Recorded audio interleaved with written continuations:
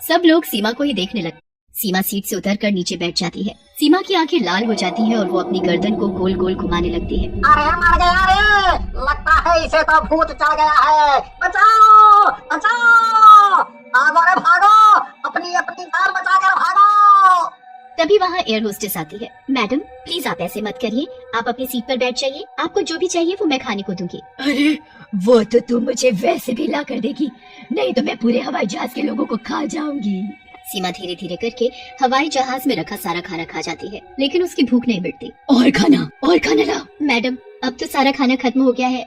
नहीं, मैं इंतजार नहीं कर सकती, मैं तुझे ही खा लेती हूँ। ऐसा बोलकर सीमा उसी एयर होस्टेस को खा जाती है। अरे मर गई रे, ये तो इस लड़की को ही खा गई।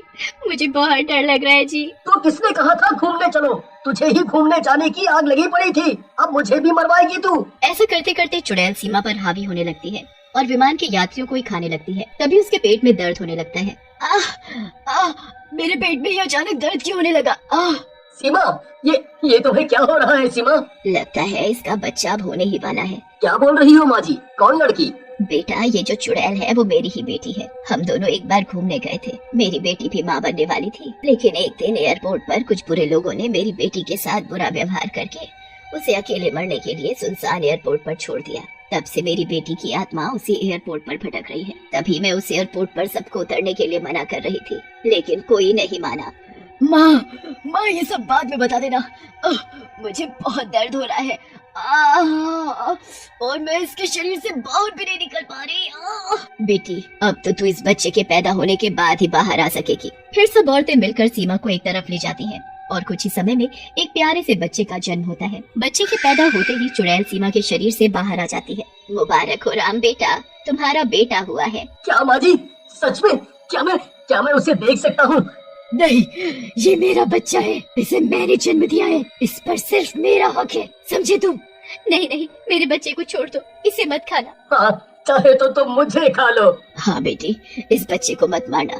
तुम्हारे साथ जो भी हुआ इसमें इसका क्या दोष? अरे तुम सब चुप करो, ये कितना प्यारा बच्चा है, देखो।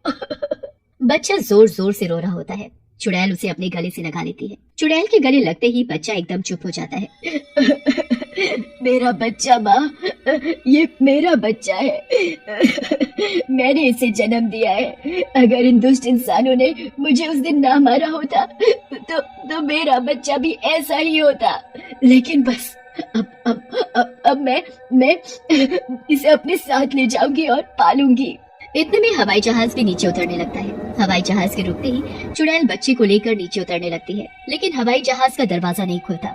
अरे खोल इसे, नहीं तो मैं तुझे खा जाऊंगी। मैं इसे नहीं खोल सकता, इस विमान में पहले से ही दिक्कतें आ रही थी, ये खुल नहीं रहा है। मैंने बहुत कोशिश की। अब मैं बाहर कैसे निकलूंगी? बहुत देर हो जाती है और बच्चा भूख के मारे बहुत रोने लगता है। बेटी तू एक चुड़ैल है और ये इंसान का बच्चा, तू चाह कर भी इसे दूध नहीं पिला सकती। उसके लिए तुझे इसको इसकी माँ को ही देना होगा। चल लड़की, मेरे बच्चे के लिए दूध ला। चुड़ैल जी, विमान में अब कुछ नहीं बचा, सब तो आप खा पी गई।